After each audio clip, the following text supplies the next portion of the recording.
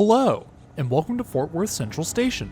Today I'm going to be taking a ride on Trinity Metro's TexRail from Fort Worth to DFW Airport. Fort Worth Central Station opened in December of 2001 and serves as the city's main transportation hub, connecting the local bus routes to the TRE and TexRail commuter lines, Greyhound intercity bus services, as well as Amtrak's Texas Eagle and Heartland Flyer. The main station hall gives off a more industrial feeling than one would expect, with exposed girders and crossmembers across the vaulted ceiling. There is a ticket and information booth in the middle of the hall, with a screen displaying train information for the 3 rail carriers.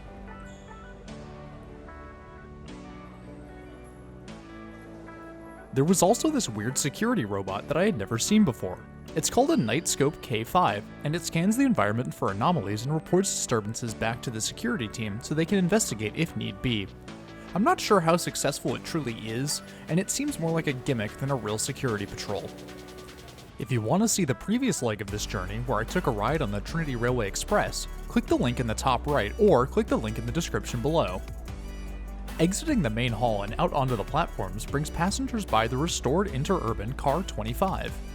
Car 25 ran on the Texas Electric Railway, which connected Dallas to Denison, Corsicana, and Waco. These interurban trains ran all across the DFW area from 1908 to 1948, and it's a shame we haven't progressed back to that same level of rail travel.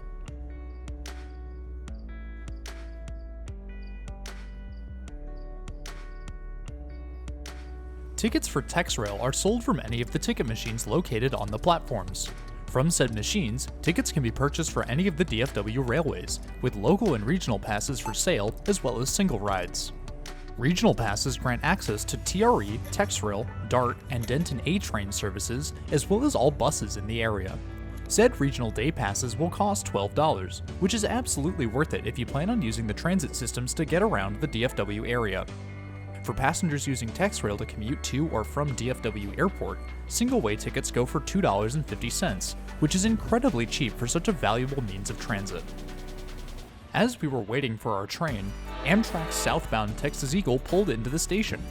The Texas Eagle connects Chicago's Union Station to Los Angeles Union Station, traveling the 2,728 miles in just under 3 days.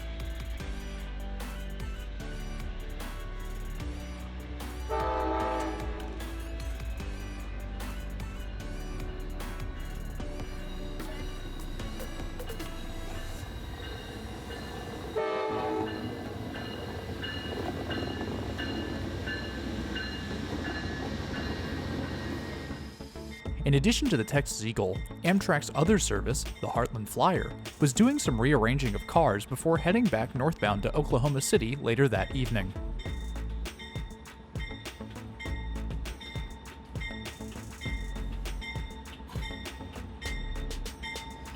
Not long after, our train arrives. TexRail uses Flirt DMUs, designed by the Swiss rail company Stadler, and manufactured here in the US at Stadler's Salt Lake City facility, in accordance with the Buy America Act.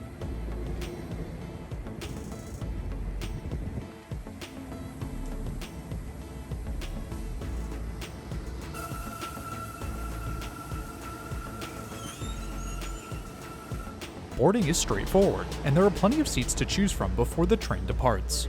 I chose to sit in one of the groups of 2 for this journey.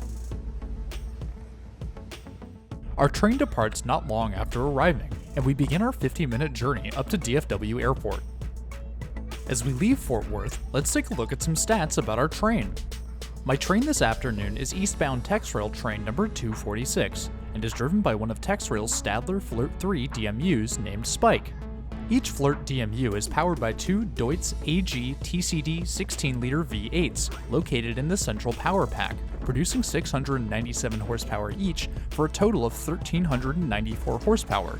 This energy is then transmitted to the bogies at the front and rear of the train, each delivering a continuous power output of about 1,300 horsepower, or a total of around 2,700 horsepower. Stadler Flirts are rated for a top speed of 124 miles per hour. Although this number can vary based on train length. Stadler estimates the true top speed closer to 99 miles per hour, but TexRail only operates their trains at a top speed of 70. Stadler trains only started operating in the US relatively recently, with the first being one of their GTW 2/6 DMUs operated on Austin's MetroRail Red Line. Stadler has recently begun manufacturing their KISS EMUs for Caltrain's CalMod electrification process, which is expected to be completed in mid-2022. As we're enjoying the ride, why don't you hit that subscribe button? It's totally free and it really helps support the channel.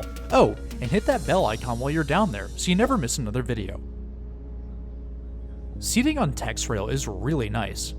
There is plenty of space between myself and the seat in front. A rare feature on commuter trains is the tray table that folds down from the seat in front.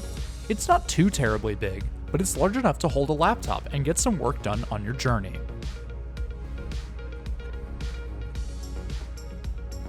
On the wall are two USB charging ports, which is great to see as USB means anyone from anywhere can use their cords without having to worry about adapters. The headrest padding wraps around to the back of the seat, allowing us to see the very comfortable padding used throughout the seats.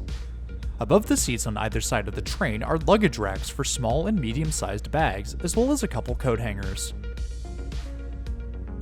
The interior of this train is incredible. It's clean, modern, and most importantly, quiet.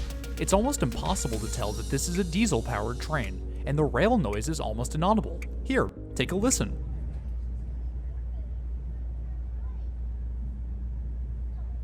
Overall, I love the Stadler Flirt, and I really hope that commuter networks around the US will begin adopting more European trains in their fleets. Another seating option on Flirts is the table seat. Sitting here is just as nice as sitting in a single row, with plenty of space between each row of seats, and enough table space for two people to work on a laptop without interfering with each other. There are still the two USB charging ports in the walls, but it does bring up an interesting point about those who wish to charge their laptops on this journey, as there are no standard outlets in sight.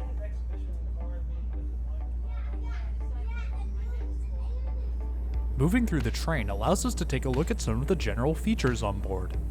The first of these are the information screens, which show the next stop as well as the three following and the final destination.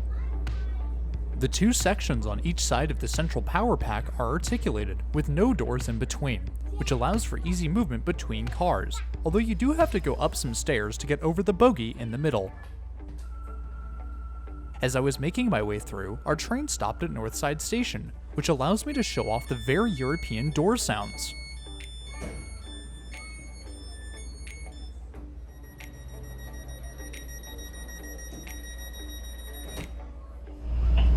That door alarm is very out of place in the US, but it certainly is welcome here. Next up is the bathroom. There is only one bathroom per train, and unfortunately, it was out of order. I was still able to crack open the door to peek in and see what the facilities are like. Overall, it's rather nice. There's plenty of space, and both the sink and soap dispenser are motion activated, which is great considering the current world event. Moving further through the train, we arrive at the power pack, which houses the two diesel-electric generators.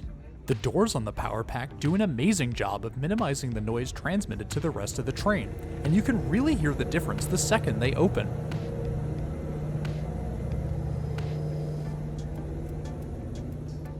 The second half of the train is much the same, with the only difference being the lack of a bathroom in this half. I have to say I am loving these Stadler trains so far, and I can't wait to see more of them out in the US.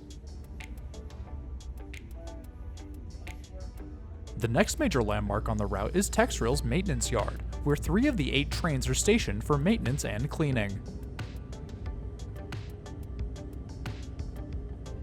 One disadvantage of this route is the fact that most of it is single track, with only a few passing points.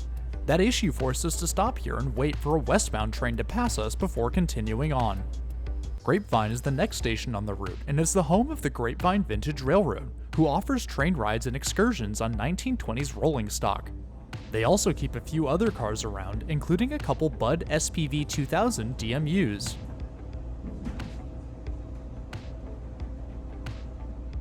Not long after leaving Grapevine, we are pulling into TexRail's DFW Terminal B station.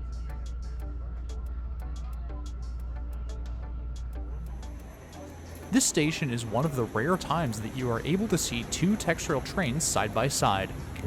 In addition to the airport, DART's Orange Line station is a quick 3-minute walk away on the other side of International Parkway. DART is also in the process of constructing the Silver Line, which will run from this station eastward on the Cotton Belt Railway.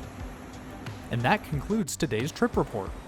Next week I will be back in Los Angeles for the penultimate video in the LA series, taking MetroLink back from Tustin to Union Station. If you want to be around when more videos get posted, please hit that subscribe button.